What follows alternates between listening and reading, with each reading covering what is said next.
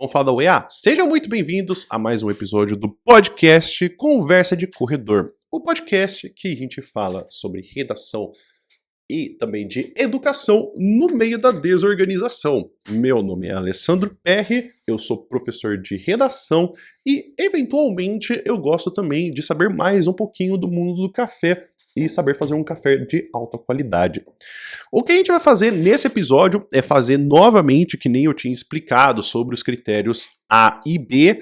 Então talvez eu não seja tão longo quanto o critério B, que nem eu falei, porque assim como eu falei pra vocês, a intenção dessa temporada são episódios de mais ou menos 10 minutos, como se fosse mais ou menos o intervalo que a gente tem numa escola pra gente poder falar rapidinho e conversar um com o outro.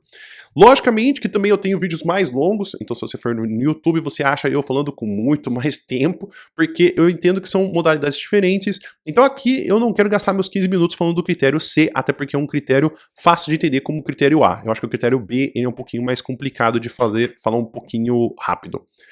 Tá, critério C é o último elemento que a gente tem de correção da redação da UEA, que vão totalizar seus 11 pontos. Então temos 3 pontos no critério A de tema, 4 pontos no critério B de a gente vai ter o tipo, gênero textual, e a gente vai ter então o critério C com mais 4 pontos, que são os elementos linguísticos, modalidade e coesão.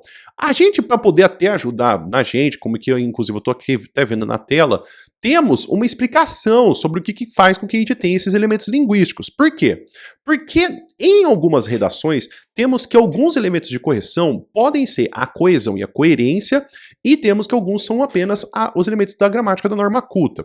Então, quando a gente vai para critério de correção, a gente precisa entender que quando a gente analisa a gramática, que talvez a gente poderia até chamar o critério C de gramática, é entender que existem coisas que precisam ficar muito bem claras do que está sendo avaliado da gramática. Então, no Enem, nós temos a competência número 1 e a competência número 4. A competência número 1 é apenas o que a gente tem de falar de morfologia, de escrita das palavras, acentuação, e o outro que é quando a gente tem já a parte de semântica e de parte de semântica e de sintática. Então a gente está falando mais da análise do que está sendo escrito ao longo da frase.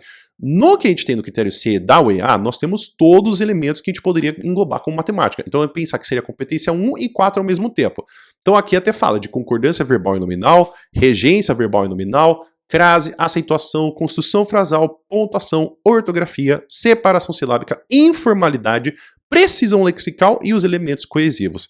Talvez desses, o que vocês talvez fiquem com mais dúvida seja precisão lexical e informalidade e os elementos coesivos. O que acontece? Informalidade é quando nós utilizamos elementos que são mais para a gente poder conseguir se expressar de uma forma mais rápida, que a gente não presta atenção no significado das palavras, como, por exemplo, utilizar acaba acontecendo, acaba crescendo e acaba diminuindo, que se você for pensar, o acaba é uma coisa que se finaliza, então não faz sentido eu falar que é uma coisa que continua ou que faz, ela acaba acontecendo, porque é como se fosse termina acontecendo. No precisão lexical é você saber utilizar a palavra de forma precisa, ou seja, com o significado que ela possui.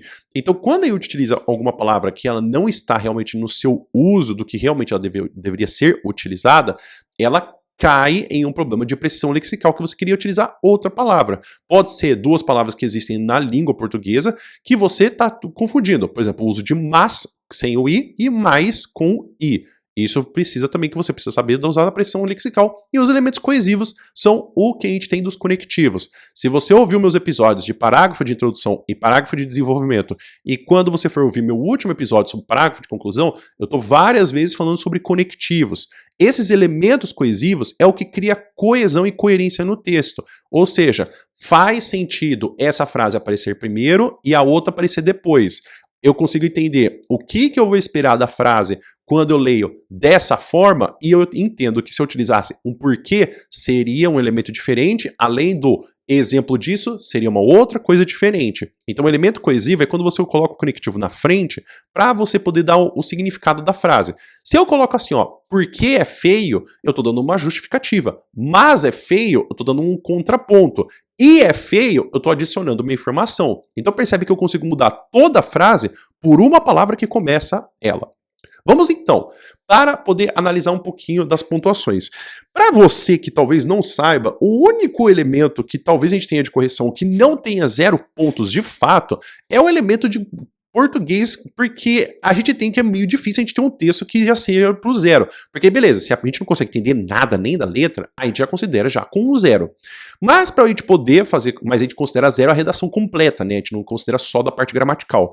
Então, para você alcançar um ponto, que é bem difícil, vai por mim, são erros recorrentes, variados e graves. Muitos erros, que são graves, ou excesso de erros. Como que a gente vai analisar esses erros? É por quantos acontecem ou tipos que acontecem?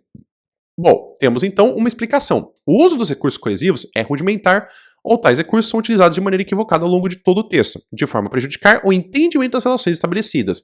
É você pensar que é um texto que ele não tem nem pé nem cabeça, que você não consegue nem entender o que está começando e para onde ele vai. Não é um texto que, se você, por exemplo, sabe fazer uma apresentação de tipo, é necessário discutir-se a respeito desse tema, uma vez que ele é um problema para a sociedade atual. Se você está escrevendo desse jeito, fica muito tranquilo que isso não é um texto de nota 1. Talvez seja um texto de nota 3 no critério C, mas não no critério 1. É porque no 1 é tipo, você não consegue entender, você tem mais erros no texto que esses erros atrapalham você sequer entender o que está querendo ser escrito. Vamos para o 2, para a pontuação número 2. São erros recorrentes e variados, erros recorrentes e graves, erros variados e graves e muitos erros. Então a gente está falando mais de um texto que assim, beleza, a gente consegue já entender, consegue fazer algumas conexões, mas o problema é que fica ainda um pouco difícil de poder entender a argumentação. Então, no primeiro, é tanto erro que você não consegue nem entender a argumentação. O segundo, você já vê que tem um princípio de argumentação, mas tem alguns erros que chamam a atenção. Porque a gente vai ter também como outra continuação. A ligação intraparágrafo e interparágrafo é ruim ou quase inexistente, que é aquela coisa que eu falei para vocês conectivos. Você tem que utilizar um em cada frase? Sim, porque você precisa fazer essa conexão dentro do que tem dos parágrafos. Os textos com predominância de parágrafos muito curtos não devem ultrapassar a nota 2. O que é um texto com parágrafo muito curto? É provavelmente um texto com 2 línguas que tenha um ponto final. Se você não escreve um texto com mais de um ponto final, o seu texto está curto. Por quê? Porque ponto final significa fechamento de ideia. Parágrafo de introdução tem pelo menos 3 ideias a serem estabelecidas. Parágrafo de desenvolvimento tem de 4 a 5 ideias a serem estabelecidas. No parágrafo de conclusão, a gente tem de 2 a 3 ideias. Então, se você está escrevendo parágrafo de introdução, desenvolvimento e conclusão que não tenha mais do que pelo menos 2 pontos finais, você pode tomar cuidado que você vai perder pontos em elementos linguísticos. Temos também que o texto na forma de monobloco não deve ultrapassar a nota 2 apesar apenas do critério C. É um texto completo que só tem um parágrafo. Então, se eu estou falando para você desde o episódio 2 que você precisa de 4 parágrafos, você não vai cair nesse problema de ter um texto no monobloco. Nota 3. Erros eventuais, ou seja, alguns erros de acentuação, alguns erros de escrita, erros do uso de uma palavra. Então são erros que a gente consegue já analisar, mas esses erros não atrapalham a sua argumentação. São erros que é mais para você poder dar um pitaco. Então são erros que estão distantes da sua argumentação. Se o seu problema é na argumentação, a gente vai analisar no critério B. Se o erro está numa parte gramatical, a gente analisa no critério C.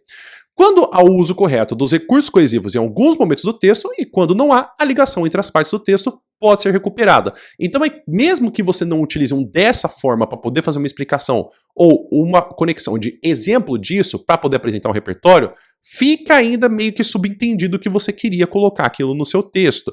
É por isso que eu estou falando para você. Aqui a gente consegue fazer essa conexão, mas aqui a própria correção está pedindo que, se não é feita essa conexão, não dá essa pontuação completa. Então a gente consegue entender, claro, né, porque a gente lê vários textos para poder fazer correção, então assim, a gente consegue entender o que você quer dizer, mas a argumentação trabalha a sua habilidade de argumentação, não é a minha habilidade de compreensão. E assim partimos então para a nota máxima, que são raros erros. Raros erros é tipo assim, um ponto final, é uma vírgula, são coisas que, tipo assim, é detalhe do detalhe, é um conectivo que você utilizou logo na introdução e na conclusão. Então você repetiu esse erro, cara, é o único erro que eu consigo encontrar. Então, esquece. No máximo é tipo assim, são 2 erros. É um de acentuação e o outro de repetição de coesão. Agora, se você, ao longo de todo o texto, errou a acentuação da mesma palavra, o que eu vou fazer? Eu vou ver que não é um erro que é raro, é um erro que é eventual, vou estar fazendo toda vez. E temos então o uso adequado dos recursos coesivos, a valorização da relação entre as partes do texto em virtude do bom uso de recursos coesivos.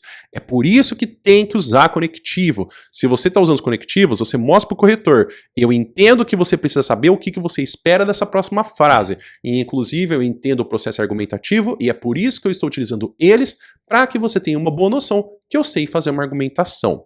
E além disso, a gente pode descontar também um ponto apenas no critério C em texto com 15 linhas ou menos, sem contar o título. Honestamente, escrever um texto de 15 linhas dividido em 4 parágrafos é algo muito difícil, com o que eu já tenho falado para vocês nos outros episódios do que precisa em cada um dos parágrafos.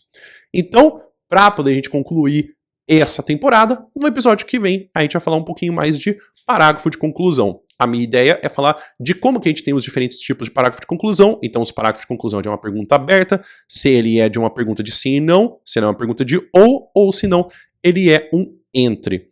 Então, eu quero que vocês fiquem bem. Muito obrigado por vocês me ouvirem e ficarem comigo nesse podcast. Se você tem alguma pergunta, alguma dúvida, alguma coisa que você gostaria de entender, escreve nos comentários por gentileza. Você consegue me encontrar pelo meu site do professoralessandro.net. E aí você também consegue me encontrar também pelo meu e-mail, escrevendo no e-mail contato@professoralessandro.net. Você também me encontra pelo YouTube, é onde eu mais publico. No Instagram você consegue me encontrar também como Redassandro. Eu já fiz muitas publicações antigamente, também no TikTok. Hoje em dia eu tenho focado um pouco mais no YouTube, mas quem sabe eu volte no ano que vem ou daqui 2 anos. O trabalho do YouTube já está me contando muito tempo. Hoje em dia eu tenho um editor para me ajudar com vídeo semanal, mas ainda é muito trabalho. Então eu espero que vocês fiquem bem. Muito obrigado por vocês terem me ouvido e terem ficado até aqui. E a gente se ouve num próximo episódio. Até mais!